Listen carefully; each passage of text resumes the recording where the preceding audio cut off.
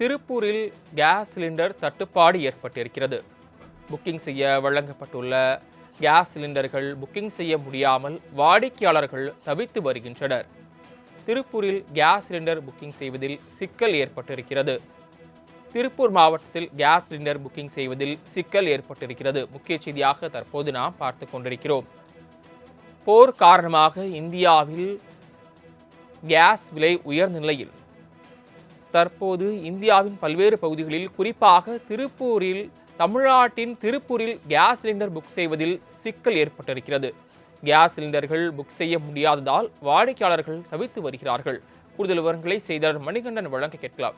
மணிகண்டன், தற்போது திருப்பூரில் என்ன நிலவரம்? வணக்கம் சரவணன். தற்போது திருப்பூரில் பார்த்தோமானால் கேஸ் சிலிண்டர்களை புக்கிங் செய்ய முடியாமல் இல்லத்தரசிகள் தவிக்கும் சூழ்நிலை ஏற்படும் நிலை இருக்கிறது. அதாவது ஈரான் இஸ்ரேல் போர் காரணமாக உலகம் முழுவதுமே எரிபொருள் தட்டுப்பாடு என்பது மிகப்பெரிய அளவில் ஏற்பட்டிருக்கிறது. குறிப்பாக சொல்லப்போனால் இந்தியாவிலும் தமிழ்நாட்டிலும் இந்த நிலை எதிரொலித்துக் கொண்டிருக்கிறது.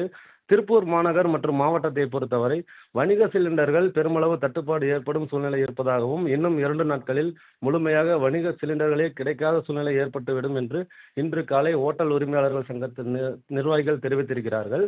தற்போது பார்த்தோமானால் ஒவ்வொரு இல்லத்தரசிகளும் இந்த சிலிண்டர்கள் தட்டுப்பாடு என்ற செய்தி பரவலாக வந்ததின் காரணமாக ஒவ்வொரு இல்லத்தரசிகளும் சிலிண்டர்களை புக்கிங் செய்வதற்காக தானியங்கி முன்பதிவு எண்களுக்கு அழைத்துக் கொண்டிருக்கிறார்கள்.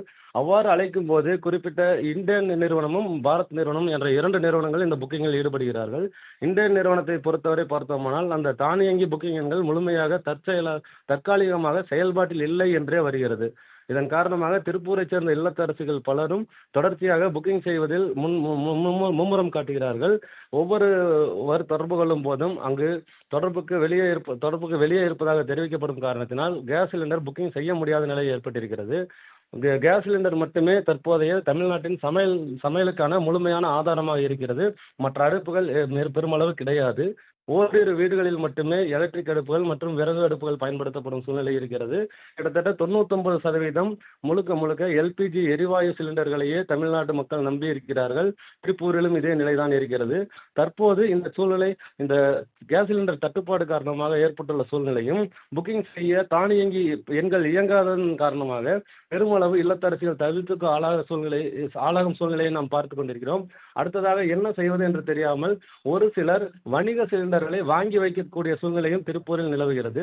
அடுத்த சில நாட்களில் தட்டுப்பாடு ஏற்பட்டால் என்ன செய்வது என்று தெரியாமல் பொதுமக்கள் வணிக சிலிண்டர்களை நாடும் சூழ்நிலை ஏற்பட்டிருக்கிறது. சரவணன், தாங்கள் வழங்கிய தகவல்களுக்கு நன்றி மணிகண்டன்.